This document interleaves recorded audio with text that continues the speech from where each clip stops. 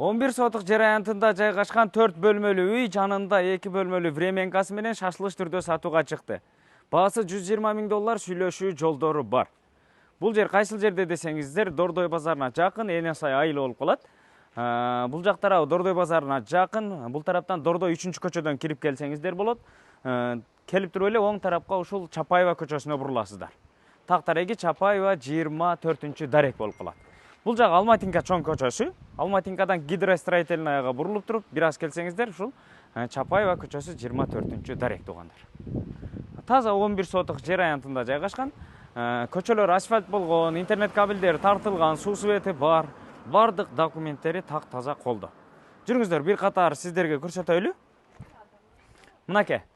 Узуну 52 метр болгон, туурасы 22 метр болгон.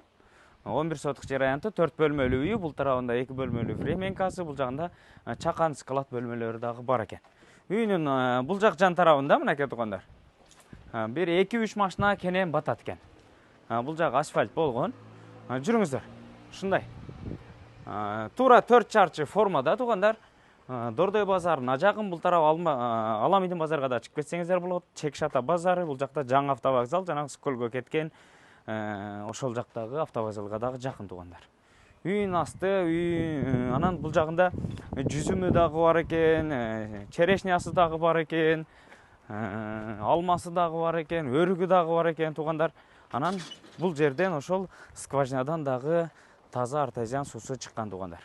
Бул жак жагы кенен болгон бош орундук. Клубниканы дагы, малинаны дагы өстүрүп коюптур. Ушундай туугандар. Мынакей. Көрдүңүздөр, Эсине чалып сүйлөшөсүздөр. Баасы $120 000 сүйлөшүү жолдору бар. 11 сотуктан ашыгыраак по документальный. Баасы $120 000 сүйлөшүү жолдору бар. Эсин номер опцияда турат. Чалыңыздар, сүйлөшүңүздөр. Сиздер менен тез кабар болду. Лайктан басып, жакшы ой пикириңиздерди калтырып коюңуздар. Ассаламу алейкум.